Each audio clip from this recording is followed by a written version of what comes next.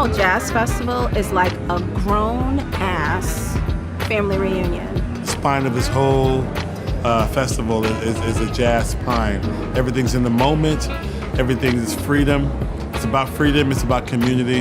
It's about working together. You know what I mean? So that's what this is. Blue Note Jazz Napa, and I'm happy to be a part of this. You never know what's going to happen. Everybody is just playing with the energy and the flow of the music and the people and everybody that's here. So it's a good vibe. Mary J is here.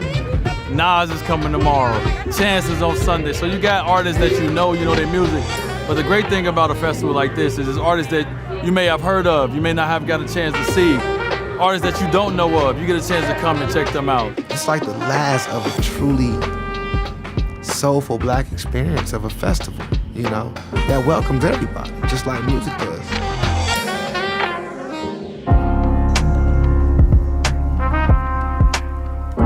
The festival came about, I started a residency at the Blue Note Jazz Club in New York City about 4 or 5 years ago. And I started doing like 6 or 7 weeks. And I will have all these special guests lined up, but I will also have pop-up guests that will come up out of nowhere and jump on stage. And every week it's like 2 or 3 different bands. And it was just like a moment, every night's a moment, every set's a moment. In those moments in Blue Note, in New York, Dave Chappelle would show up all the time and hang out and introduce my set and do opening sets. He would bring people like Chris Rock with him and open us up. So it became a real thing, you know what I mean? And it became culture shifting.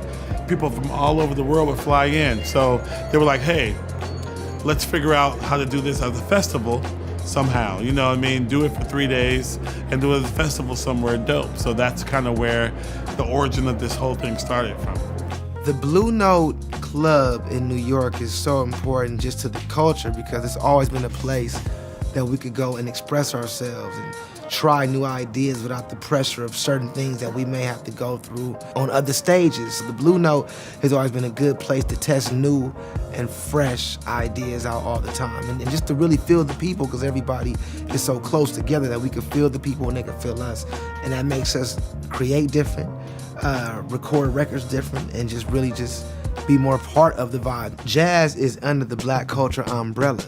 It's our music. You know, I always say Miles Davis is our Beethoven, Duke Ellington is our Bach. It's like, you know, jazz music is a sonic history book of what we've been through. You know, a lot of the great records were done in the 30s, 40s, 50s, and 60s. Those are like, if you close your eyes, it's like you can hear and feel what we were going through when you listen to a Charles Mingus record. You know, it's like food. You can't, it's like, you know, black culture is everything.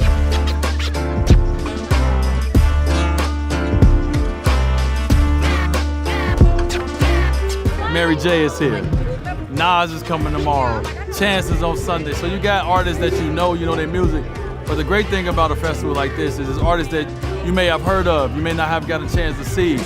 Artists that you don't know of, you get a chance to come and check them out. The energy is real black music, you know what I mean? This ain't no, auto-tune and all that nonsense. This is the real artist. It's not performative. It invigorates you, it inspires you. The flow of logistics is A1. It just feels like a very classy and classic event.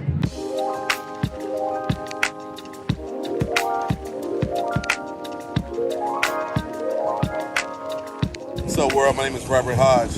I'm a multidisciplinary artist. I'm hailing from Houston, Texas. My name is Jerry Beasley from New Orleans.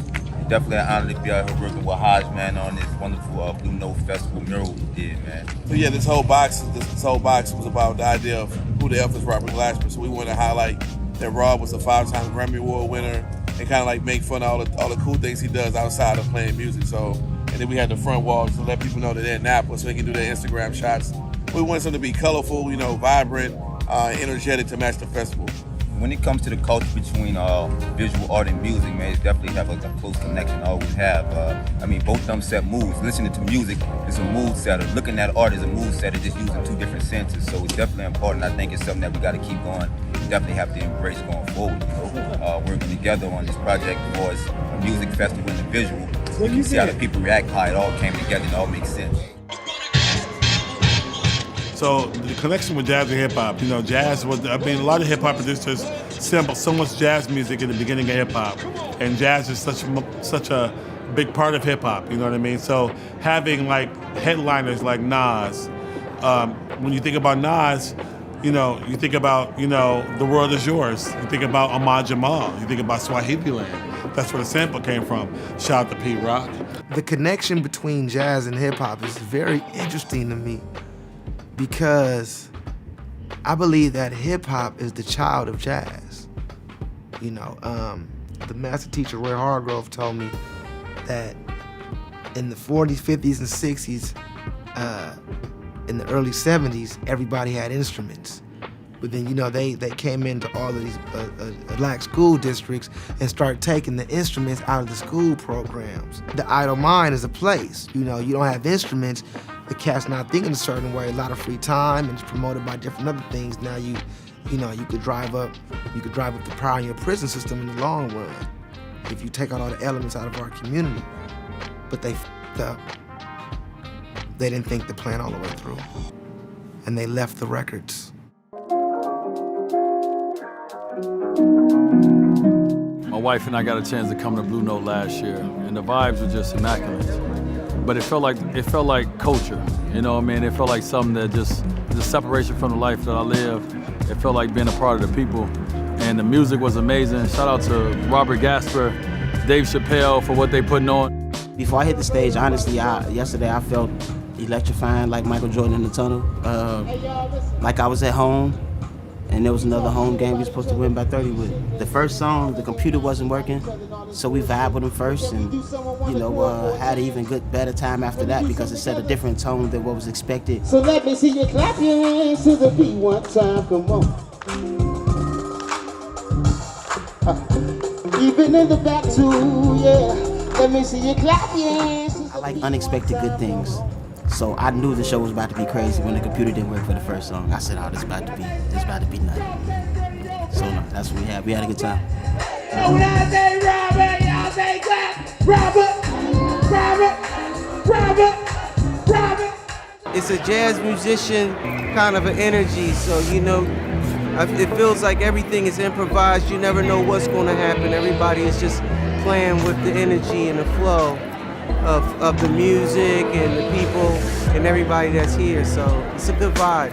The crowd is so beautiful and attentive, and their energy is so good. It's so open to just hearing art, high art, and the audience looks like my family.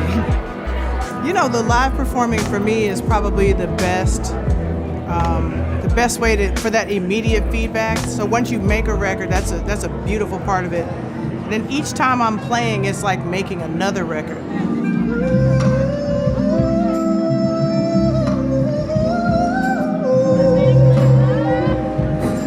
And so the crowd is involved. They may not realize that they are a part of that record.